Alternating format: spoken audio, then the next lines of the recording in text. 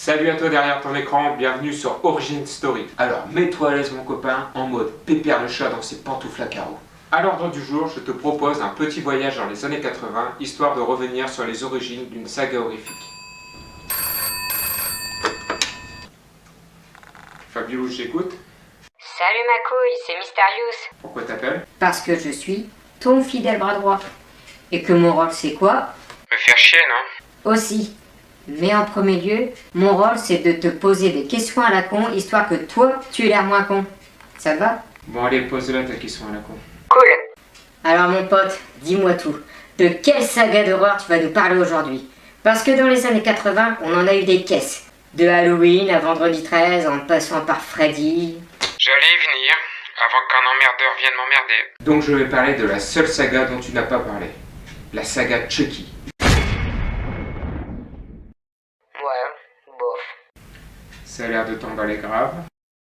Qui n'a pas entendu parler de cette franchise? En toute franchise, un paquet de monde en fait.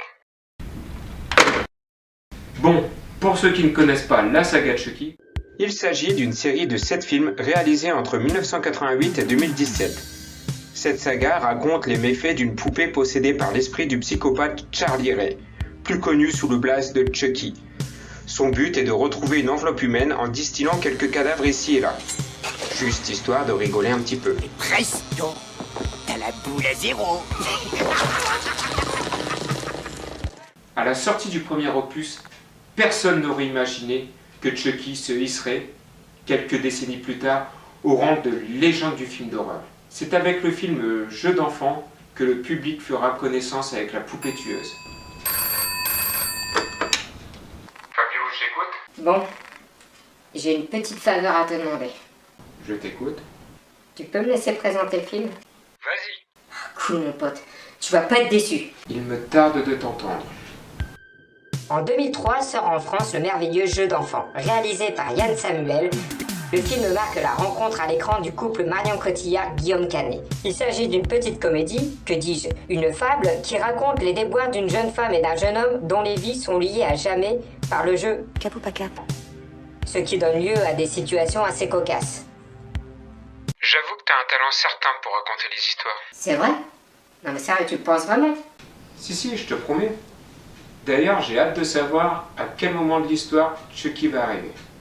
Et ben en fait, quand j'y réfléchis bien, j'ai pas souvenir qu'il y ait Chucky dans ce putain de film.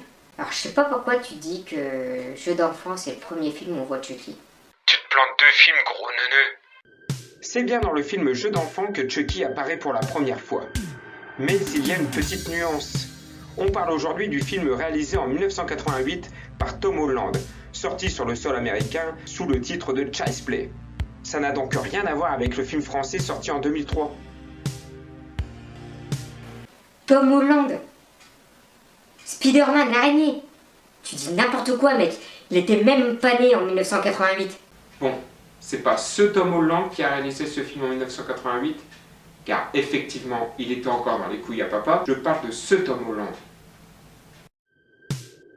Il est réalisateur entre autres de Vampire, vous avez dit Vampire, et scénariste du glaçant Classe 1984. Pour l'anecdote, il est aussi le tonton du chanteur Dexter Holland, du groupe Offspring. Bon ok, j'ai encore été bien relou. Je crois que je vais aller me boire une petite bière. Je t'en prie.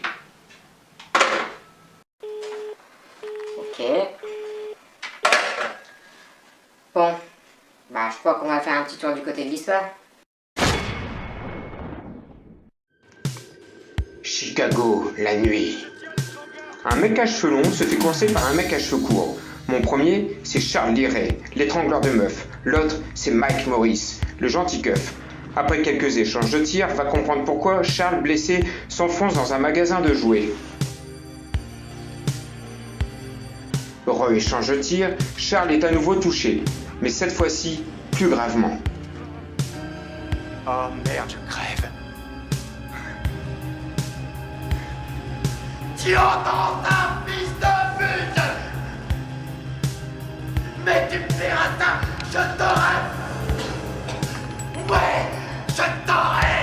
Et je reste le fumier de 10. Vous y passerez tous les deux. Après avoir balancé ses quelques politesses au keuf, Charles se dit qu'il faut qu'il se trouve un nouveau corps. Faut que je trouve un autre corps. Après avoir fait le tour du magasin, Charles s'étale sur une gondole et tombe face à face avec une poupée Bravga. À ce moment du film, il est loin de se douter que son destin est à jamais lié à celui de cette poupée. Commence alors la petite incantation avec tout le folklore qui l'accompagne. Dambala, donne-moi le pouvoir, grand Dambala. S'accuse insieme po' d'amor. Mortisme le debel.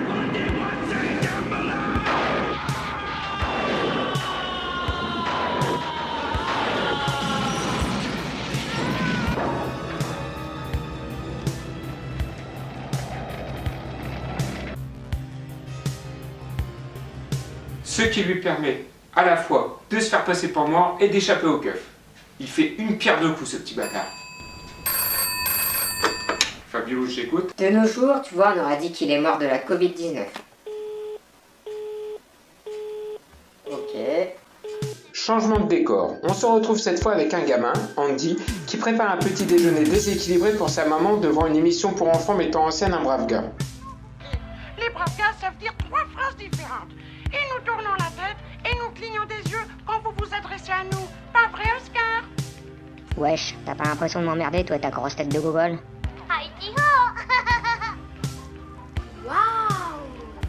Bon, je t'avoue, j'ai mis ma petite touche personnelle. Et Vlatipak, c'est l'anniversaire du gamin. Il défonce l'appartement avec le petit déj qu'il amène à sa maman et là il la réveille en mode gros bâtard. Moi perso, il me réveille comme ça, je lui ravage la gueule, anniversaire ou pas. Elle lui souhaite son anniversaire. Bon anniversaire. Andy lui donne son petit déj, elle en veut pas, elle préfère faire des proutes sur son ventre. Voilà. Il court ouvrir les cadeaux, c'est des vêtements et des accessoires brave gars, Andy est déçu, le petit voulait la poupée, pas un marteau à la con, du coup la maman aussi est déçue. Vie de merde. Quelques heures plus tard, la maman est au taf, quand soudain un sosie de Balasco l'interpelle. C'est cette poupée que tu voulais pour Andy. Celle qui coûte dans les 100 $. Oui, la poupée Bravga. Il y a un revendeur à la sauvette dans la rue derrière le magasin et je crois qu'il en a une.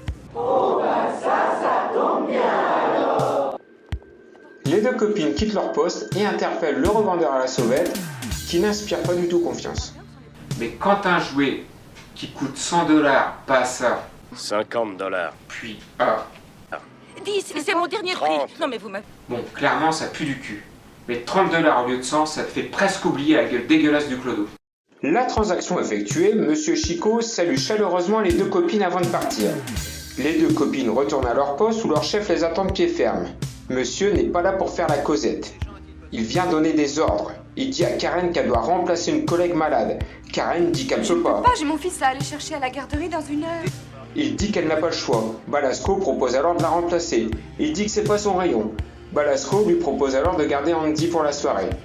Et oui, madame n'a pas de plan cul de prévu. J'avoue que ça ne m'étonne pas. Ça, c'est dégueulasse, monsieur. Bon, vu que le chef de la maman n'est dégueulasse que dans la vanne, il l'autorise à passer un moment avec son fils. Elle en profite pour lui offrir le cadeau en solde. Andy emmène le paquet et le colle dans tous les murs, arrache le papier et découvre...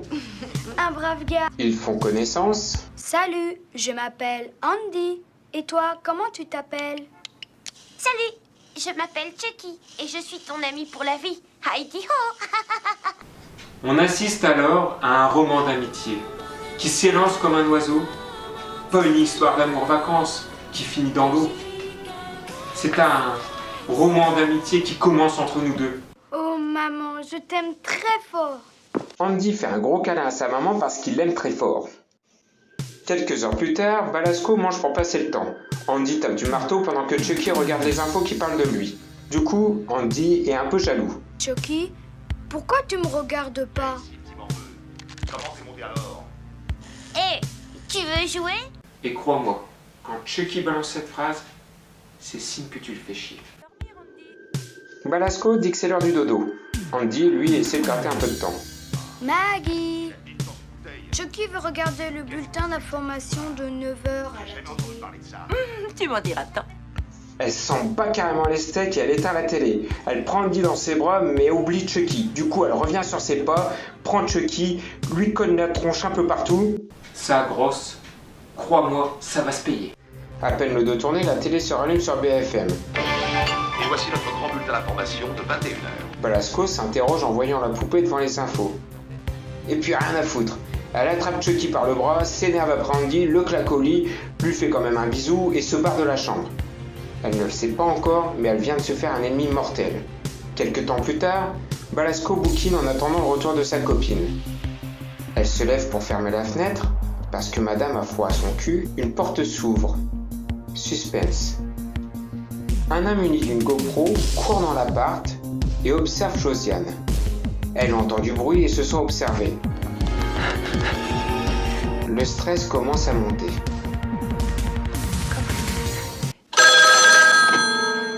Allô? Fais gaffe à toi, tu vas mourir. Tu fais quoi? Je lui sauve la vie, putain. Non, tu peux pas faire ça. Ah ouais, pourquoi? J'en sais rien, tu peux pas faire ça, c'est tout. Bon, j'en étais où dans ce bordel? Ah oui. Donc Balasco raccroche le téléphone, se prend un coup de marteau dans la gueule et passe à travers la fenêtre. Elle s'écrase sur une bagnole garée au pied de l'immeuble. Plus tard, la maman rentre chez elle et découvre son appart envahi par les keufs. Elle se précipite alors dans la chambre de Andy. Mike, le flic du début, est assis à côté de lui. Andy saute dans les bras de sa mère et lui annonce la mort de Balasco. Elle a eu un accident. Qu'est-ce que ça peut être, ces crasses? Et la maman sait très bien où il veut en venir. Du coup, elle se braque. Mike la rassure et là, Andy fait son entrée avec le coupable dans les bras. Maman, c'est Chucky qui veut savoir ce qui se passe. La maman renvoie Andy se coucher quand Mike repère les godasses du gosse. Des baskets braves, gars. Il demande donc à Andy de lui montrer. Les empreintes sont identiques à celles laissées sur le plan de travail. La maman perd patience, dit à son fils de dégager au lit et pète un câble sur le keuf. Du coup, Mike fait sortir tout le monde. C'est terminé, les gars. On s'en va. Allons, dépêchons, dépêchons. De retour dans sa chambre, Andy découvre les traces de farine sur les semelles de Chucky.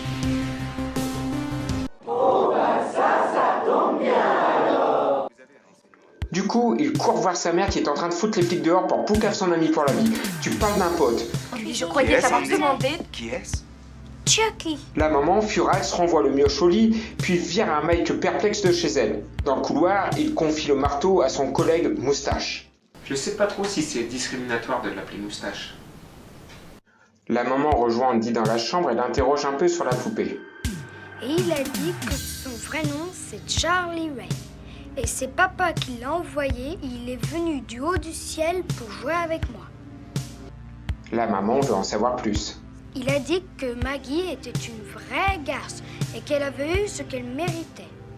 La maman est sur le cul. Elle s'énerve à nouveau sur le gosse qui s'excuse aussitôt, puis repart se coucher. Tu avais raison, Chucky. Elle ne m'a pas cru du tout. Chucky se garde bien de répondre car elle sait que la maman est toujours derrière la porte. Salut, j'aime bien qu'on me dorlote. Tant mieux. Parce que moi aussi, j'aime bien te dorloter. Fabio, j'écoute. Alors, il est roux, il aime bien se faire dorloter par les enfants. Ça me rappelle vaguement quelqu'un, ça. Bah, vous savez, quand une petite fille de 5 ans et demi, commence à vous déshabiller, oula, c'est fantastique. Le lendemain, la maman dépose Andy à l'école avec sa poupée psychopathe. Ils attendent tous les deux le départ de la maman pour pouvoir sécher les cours et partir à l'aventure en train. Ils traversent Chicago, Andy suit les directives de son pote qui joue les GPS. Ils finissent par arriver à une maison qui a l'air abandonnée. Andy pose alors Chucky sur un rocking chair pour aller faire pleurer l'asticot. Il dit une phrase qu'on ne doit jamais prononcer dans un film d'horreur, surtout en présence d'un psychopathe. Je reviens tout de suite, Chucky. Mais Chucky a mieux à faire. Il se trouve que la maison abrite son ancien complice qui l'a lâché au début du film. Il commence alors à visiter le trou à rats en mode GoPro sur le front. Il arrive dans la cuisine, ouvre la porte du four, ça réveille Eddie, qui prend son gun avant d'aller voir ce qui se passe. Chucky ouvre le gaz à fond les ballons. Eddie, lui, progresse dans le taudis, l'arme stressée, le cerveau compressé. Chucky! aperçoit Andy qui cherche Chucky. Il entend le rire sadique de son ancien complice, la tension monte. Alors, ce qui devait arriver arriva, il appuie sur la gâchette, il fait tout péter, sauf le gamin qui s'en sort sans une égratignure. Plus tard, la maman arrive au commissariat. Mike le flic l'accueille, elle ne comprend pas pourquoi elle est là.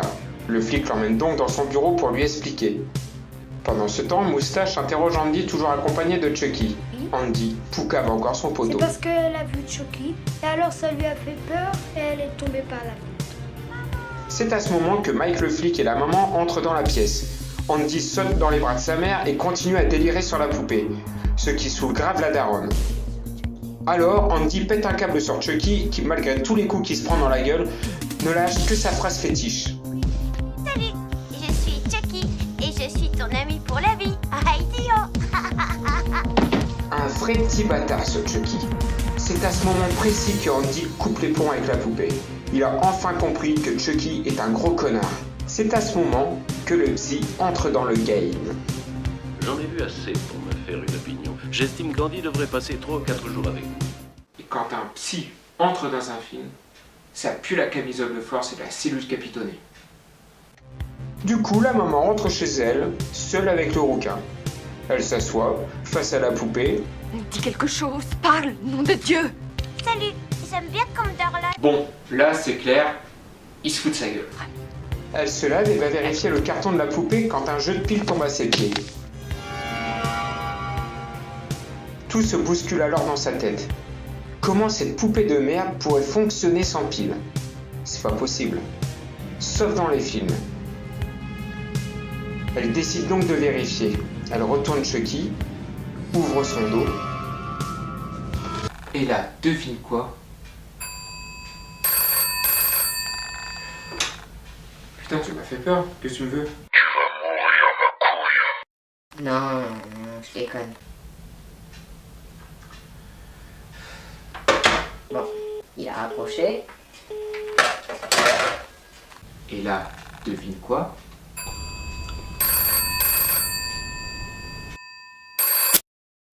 Y a pas de pile. Eh oui. Y a pas de pile.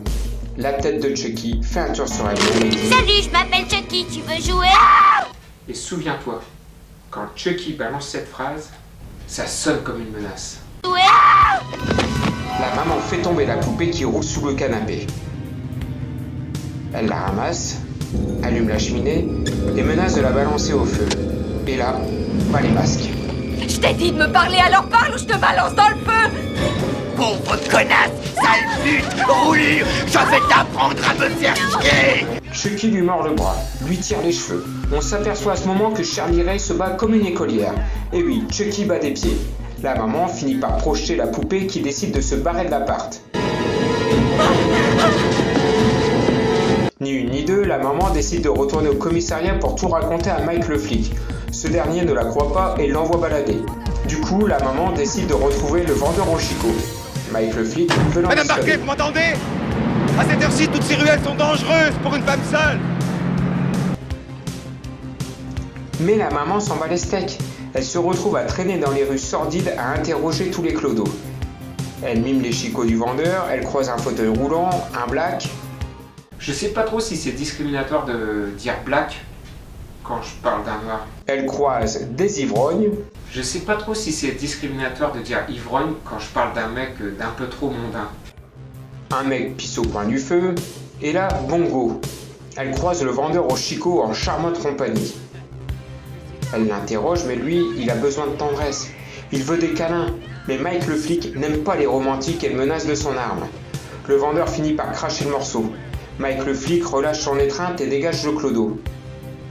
La maman lui demande alors pourquoi il fait cette tronche. Il se fait un peu prier, puis finit par lui avouer. Le magasin où il a eu cette poupée. C'est là que Charlie Ray est mort. Qui? Mais la maman comprend que dalle. Depuis le début du film, les infos n'arrêtent pas de parler de Charlie Ray. Son gamin lui parle de Charlie Ray, mais madame ne fait pas le rapprochement. Mike le flic donne plus de précision à la maman blonde.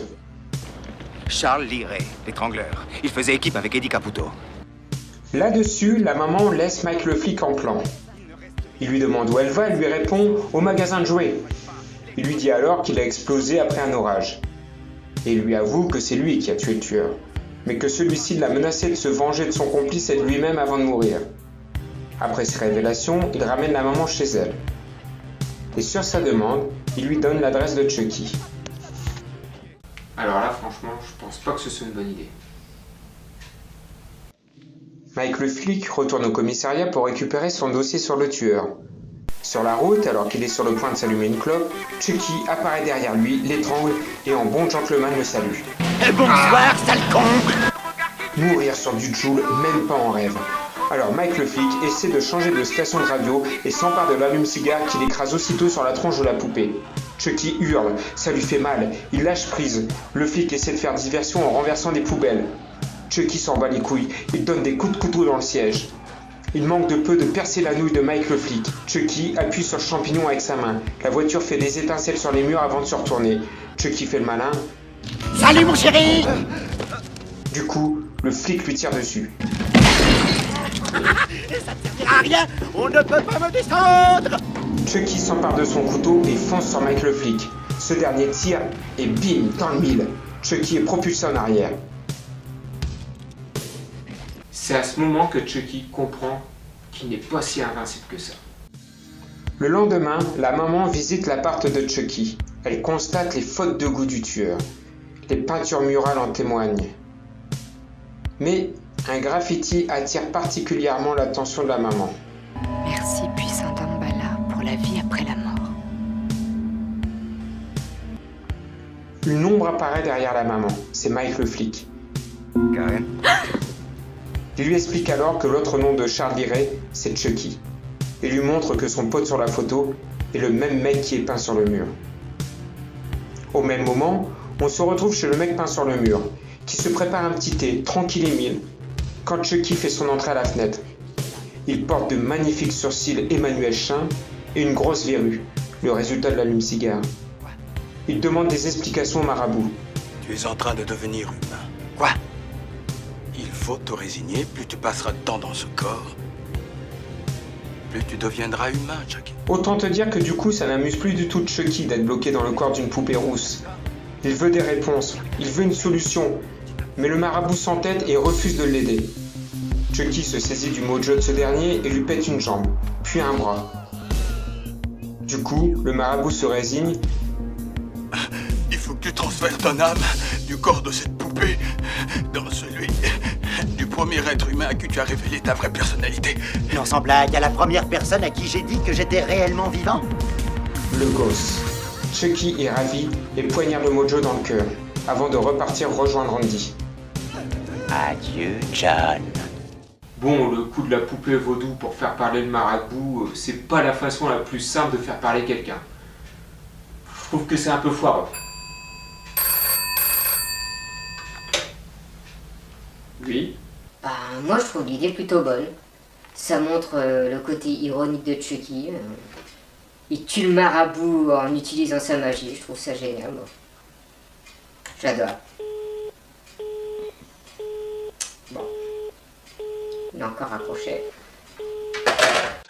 Plus tard, la maman et Mike le flic se pointent chez le marabout. Ce dernier leur explique que le gamin est en danger et qu'il faut éliminer Chucky avant qu'il ne le possède. La maman lui demande comment on peut le tuer et dans un dernier souffle, le marabout lui dit « Le cœur. Son cœur est devenu presque humain. C'est le seul moyen. Viser le cœur. » Au même moment, Andy s'emmerde dans une chambre lugubre avec des barreaux aux fenêtres. Un bruit le fait se lever. Il aperçoit Chucky entrer dans le bâtiment. Il appelle à l'aide aux héros du quotidien qui répondent présents. Il est ici! Mais non, Andy, il n'y a personne.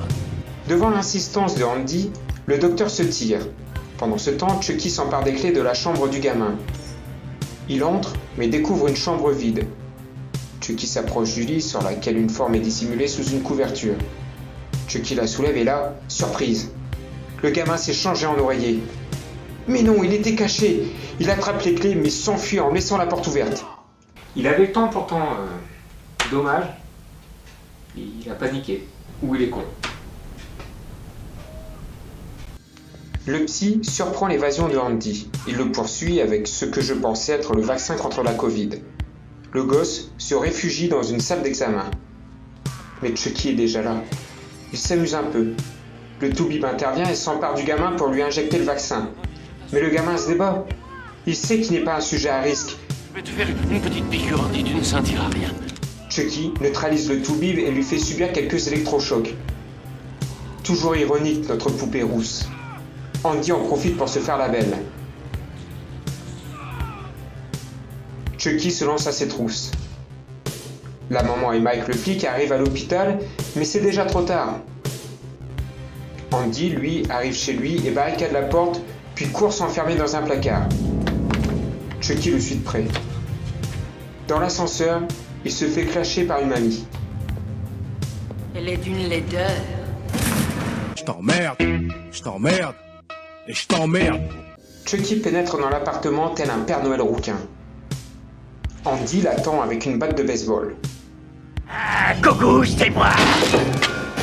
Chucky parvient à le trouver, s'amuse un peu avec avant de l'immobiliser. À moi de jouer.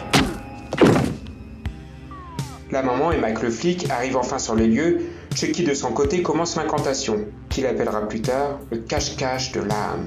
Adedui Dambala. Oya Shango. Yenya Makumba.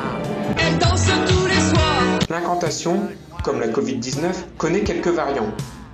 Bref, des nuages se forment au-dessus de l'immeuble. Le tonnerre gronde. Mike le flic a un air de déjà-vu. Ils accélèrent le pas. Mike défonce la porte.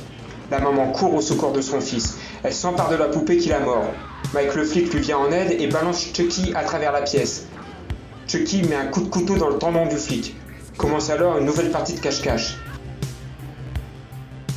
Mike le flic se prend un coup de batte dans la bite avant de se faire assommer. La maman tire sur le brave gars. Elle veut encore tirer, mais le flingue déconne. Qu'est-ce qu'il y a? Il marche plus. C'est toujours comme ça dans les films. Soit le flingue déconne, ou alors la voiture démarre pas.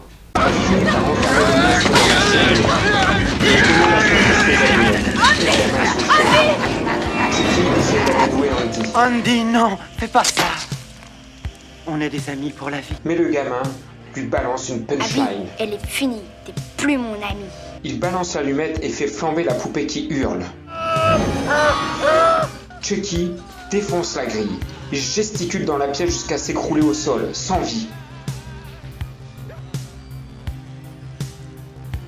Le flic reprend connaissance. La maman et Andy courent le rejoindre dans la chambre.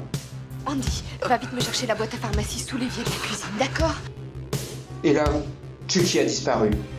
Mais il ressurgit, traque à nouveau la petite famille. Son apparence est vraiment dégueulasse. Commence alors une scène d'hommage à Shining.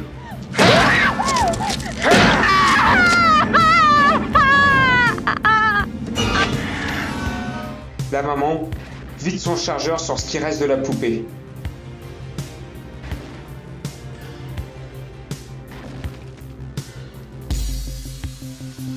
Moustache fait son entrée. Mike le flic lui raconte l'histoire. Moustache joue avec la tête de Chucky, puis se fait étrangler par l'autre partie du corps de Chucky. Mike le flic tire dans le cœur du tueur, qui lâche dans un dernier souffle. Salut, je m'appelle Chucky. Tu veux jouer?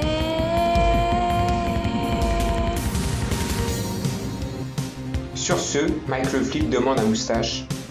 Quoi maintenant? Ouais. Ce à quoi Moustache répond. Mais qui est-ce qui va me croire, moi, hein? Et le film se termine ainsi sur un arrêt-image sur le visage choqué de Andy. Voilà pour ce qui est de l'histoire. Je trouve ce premier opus sympa, plutôt efficace. Il pose des bases solides pour une saga qui se veut étonnante.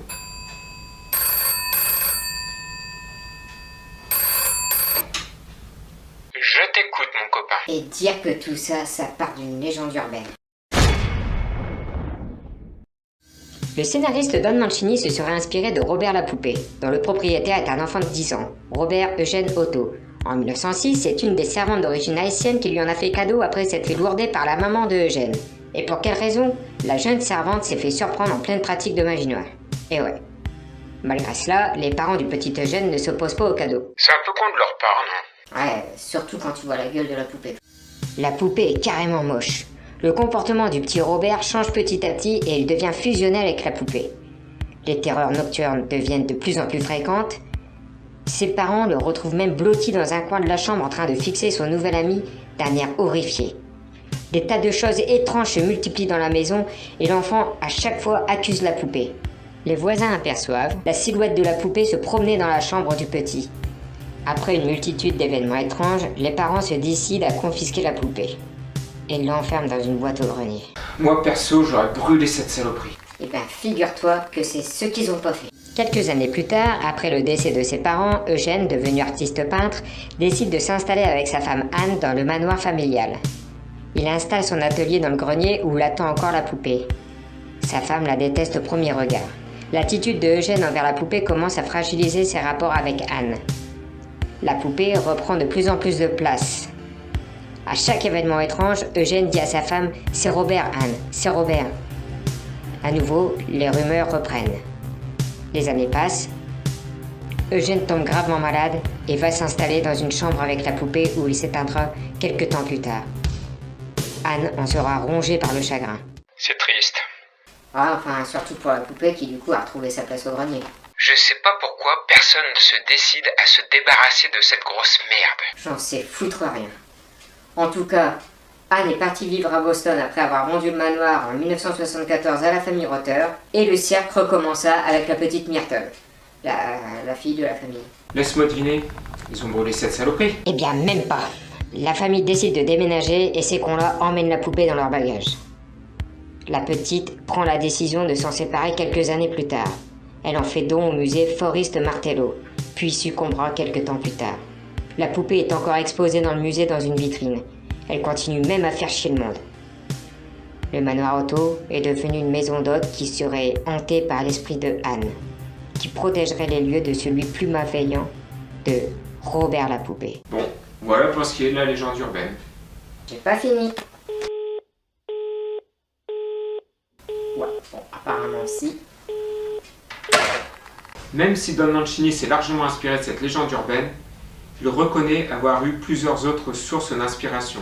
Mais au départ, ce qui a guidé sa plume, c'est le consumérisme écrasant qui a pourri les années 80.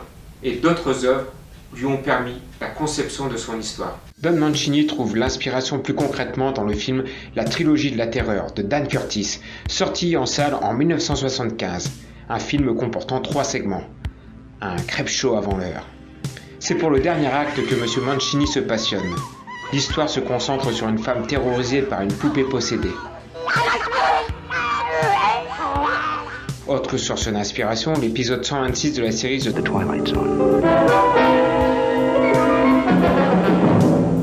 L'histoire se concentre sur une poupée Top Kittina qui fout le bordel dans la vie d'une famille américaine recomposée. Pour la petite anecdote, la mère de famille s'appelle Annabelle. Tom Holland, qui est aussi scénariste sur le film, reconnaît s'être largement inspiré des poupées Hasbro My Buddy pour le look de Chucky, dont les pubs télé sont similaires.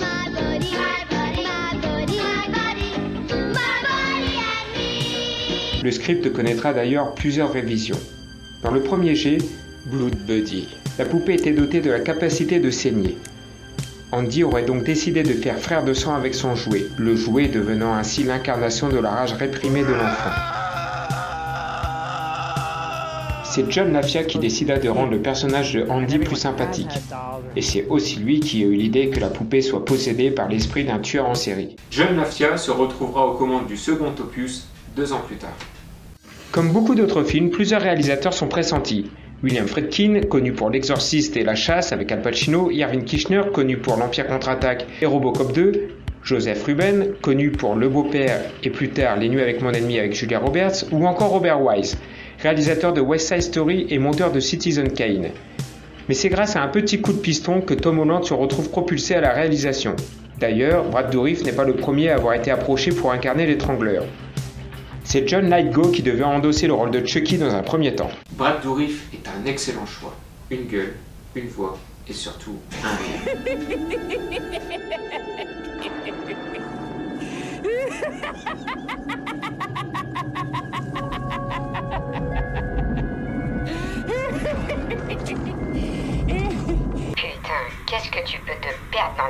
détachant. En France, Chucky est doublé par Eric Etcheverry dans les 3 premiers films. Il interprète la poupée avec la même énergie que son homologue américain. Si je ne sors pas bientôt de ce corps de merde, je suis foutu. Il faut dire que l'acteur affiche un joli palmarès à son actif. Il prête sa voix également à Edgar le fermier puis le monstre dans Men in Black. T'es venu comme ça? À Max dans Max et compagnie. Que c'est dur. À Teddy Romeo dans Le Collège Foufoufou et à plusieurs personnages secondaires de Nicky Larson. Et j'en passe. C'est William Corin qui le remplacera dans les films suivants. Putain, qu'est-ce que tu peux te perdre dans des détachants? Pour le reste du casting, on compte sur Chris Sarandon dans le rôle du détective Mike Morris, qui a déjà tourné sous la direction de Tom Holland dans Vampire, vous avez dit Vampire. Pour endosser le rôle de Karen Barclay, nous reconnaissons Catherine Hicks, plus connue pour son rôle de mère de famille dans la série 7 à la maison. Dina Manoff interprète Maggie, la meilleure amie de Karen. Maggie, qui à l'origine devait mourir électrocutée dans son bain. La scène sera d'ailleurs reprise pour Tiffany dans La fiancée de Chucky. Dina Manoff, que tu as pu voir dans Grease. On s'en fout, abrège. Pour le rôle de Andy Barclay, c'est le petit Alex Vincent qui est choisi parmi une centaine de candidats. Il n'avait que 5 ans au moment du casting en 1987. Alors autant te dire que le gosse assure sa race. Malheureusement, Alex Vincent ne connaîtra pas une grande carrière. Son rôle dans la saga Chucky est à peu près le seul rôle de sa carrière. D'ailleurs, il s'est fait souffler le rôle dans Chucky 3 par Justin Wallin. Tu sais, le Jimmy Olsen dans la série Lois et Clark, les nouvelles aventures... On s'en branle. Le succès du film tient avant tout aux effets spéciaux qui sont graves à la hauteur. D'ailleurs, aujourd'hui encore, ça passe. Déjà connus pour leur travail sur Freddy Krueger, c'est l'équipe de Kevin Yagher qui assure les effets visuels de Chucky. Et il faut avouer qu'ils ont fait preuve de génie pour donner vie à la poupée. Pour les moments où on voit Chucky se déplacer sur les plans larges, c'est Edgar qui se grime en brave gars pour endosser le rôle. Acteur déjà connu pour avoir prêté sa silhouette à Howard le Canard. Il y a des jours vraiment pourris de fientes. Et je peux te dire que ce mec a des couilles, car il a quand même assuré la cascade de Chucky qui se fait immoler à la fin du film.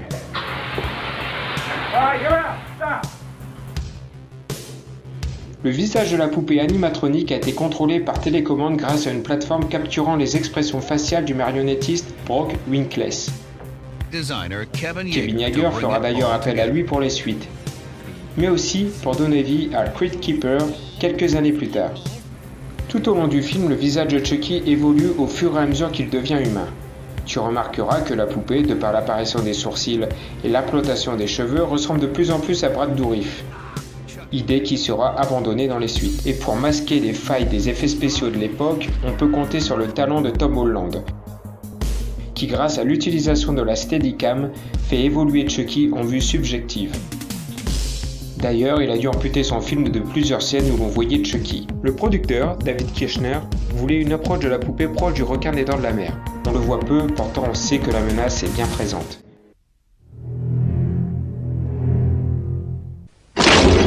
Et les décors aussi ont un grand rôle dans ce film. Tout est froid, jusqu'à la chambre de Andy.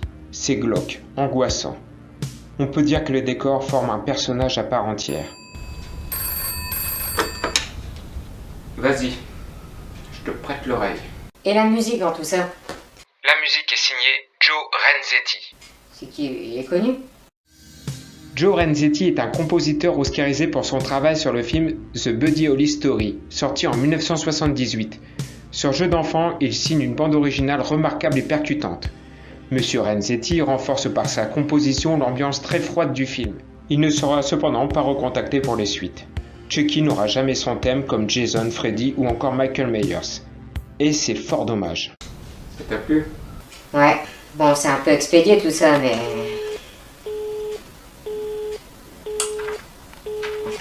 Encore un crochet. Je crois qu'on va pouvoir aborder ce que le film a laissé en héritage. Comme je le disais en début de chronique, Jeux d'enfants a connu plusieurs suites. En 1990 est sorti en salle Chucky la poupée de sang, réalisé par John Lafia. On retrouve ici Andy Barclay, maintenant en famille d'accueil car la maman est chez les dingues à cause des événements du premier film. Entre, fais comme chez toi, Andy. Et il est de nouveau pourchassé par un Chucky remis sur pied par le fabricant de jouets qui veut se redorer le blason. Mauvaise idée. Le film est plutôt cool.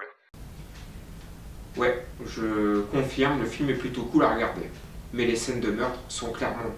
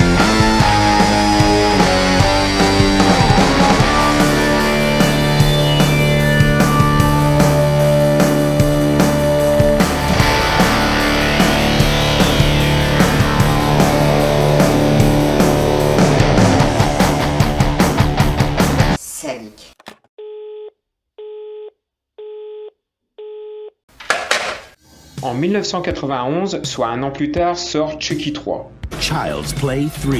Réalisé par Jack Bender. 8 ans se sont écoulés dans cet opus. Andy est un jeune adulte qui se retrouve en école militaire à cause qu'il fait trop le con. Il est dans un premier temps la proie de Chucky avant que ce dernier ne jette son dévolu sur un petit black. Tyler? Ouais. Tu te rends compte? Chucky va être un petit bronzé. Son retour se fait d'une façon un peu similaire à celui du film précédent. C'est l'usine qui vient de nous l'envoyer. Les ouvriers tiennent à vous l'offrir. Le premier sorti des chaînes de montage, le brave gars des années 90. Rien de bien nouveau. Un bon divertissement, mais c'est tout. Bon, je ne te cache pas que les deux films qui suivent sont ceux que j'aime le moins.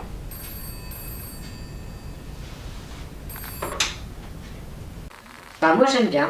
Beaucoup d'idées sont géniales. Beaucoup d'idées sont pourries aussi. Laisse-moi en parler alors. Ah bah, fais vite. Cool. C'est parti alors. En 1998 sort La fiancée de Chucky, réalisé par Ronnie Yu. Le film met en scène un Chucky ramené à la vie par sa petite amie Tiffany grâce à un bouquin, Le Vaudou pour les nuls. Première idée de merde. Chucky la tue dans sa baignoire et fait passer son âme dans une poupée. Deuxième idée de merde. Commence alors un road movie où le couple de psychopathes veut posséder le corps d'un jeune couple, campé par Catherine Hegel et Nick Stabil. Ouais, bof. Chucky et Tiffany font des bisous et de là sort un bébé poupée complètement dégueulasse. Alors ce film signe pour moi le début de la fin. Il y a beaucoup trop d'autodérision dans ce putain de film. Ce qui va donner une suite encore plus con. T'es dur quand même. Allez, vas-y, passe à la suite. C'est parti. Le fils de Chucky. Seed of Chucky. Sorti en 2004 est le premier film de la saga réalisé par Don Mancini lui-même, le créateur de Chucky. Il signe ici le retour 6 ans plus tard du couple de psychopathes ramenés à la vie par leur fils Glenn, ou Glenda. Bon, en France, on spoil l'intrigue du film dès la lecture du titre. L'action se déroule à Hollywood où a commencé le tournage d'un film retraçant les méfaits de nos deux poupées. La bonne vieille idée du film dans le film. Ici, c'est complètement foireux. Au suivant. Ok, chef. En 2013 sort directement en vidéo La malédiction de Chucky, toujours réalisé par son géniteur Don Mancini. On sent une volonté de se réinventer, il laisse tomber Glenn et Tiffany qui desservaient cruellement le personnage de Chucky. Mais le fait de prendre la fille de Brad Dourif comme héroïne ne change rien à la donne. La seule scène que j'ai retenue dans ce film, c'est la dernière, celle qui signe le retour de Andy, joué par Alex Vincent lui-même. Bon, ça fait un peu light quand même, hein. Une scène pour tout un film. Une scène post-générique en plus. Alors, à part pour les fans de la première heure comme toi et moi, ça n'a pas beaucoup d'intérêt. Allez, au suivant. Tu vas être déçu, parce que franchement, c'est guère mieux. Le dernier film en date de la saga se nomme Le Retour de Chucky. Directement sorti en vidéo en 2017 et toujours réalisé par un Don Mancini qui refuse de laisser mourir son bébé. C'est clairement de l'acharnement thérapeutique. Cette fois, on retrouve Andy et un Chucky qui se multiplie à volonté, grâce à un site web, le Vaudou pour les nuls. J'avoue qu'ici, on touche le fond. Plus on avance dans le film et plus on se dit, c'est quoi ce bordel? What the fuck? Putain, j'en ai encore les yeux qui saignent. Heureusement, c'est le dernier. Oui, mais non. En 2019 sort Child's Play, la poupée du mal, réalisé par Lars Klevberg. Il s'agit cette fois, non pas d'une suite, mais d'un reboot, commandé par la Metro-Goldwyn-Mayer, toujours détentrice des droits du premier film. Et ce sera sans Don Mancini et sans Brad Dourif. Dourif sera remplacé dans le rôle de Chucky par le Jedi Mark Hamill.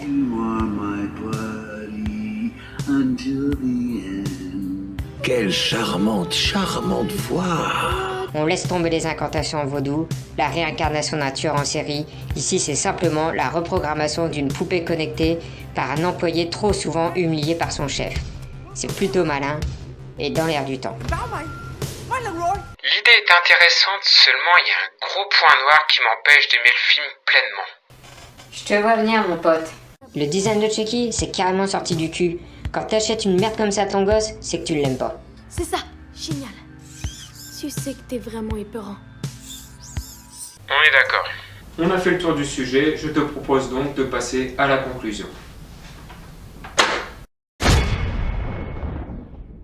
Donc voilà les origines de cette saga horrifique, dont la qualité des films est clairement inégale. Mais c'est souvent le cas dans ce genre de saga malheureusement.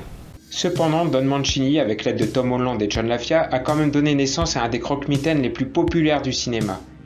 Il n'y a qu'à voir le prix d'une poupée Brave Gars aujourd'hui pour voir combien un fan est encore prêt à lâcher pour étoffer sa collection. Chucky jouit du label pur produit des années 80. Une époque très en vogue aujourd'hui. Tout comme Michael Myers, Jason Voorhees ou Freddy Krueger, il s'est forgé une belle réputation tout au long des années jusqu'à devenir une icône de la pop culture. Bon, c'est le moment de se dire au revoir. Merci de m'avoir accordé un peu de ton temps. Tu peux donc reprendre le cours de ta vie. Prends soin de toi. À bientôt. Quoi encore? Bon, on prend l'apéro ou on s'encule?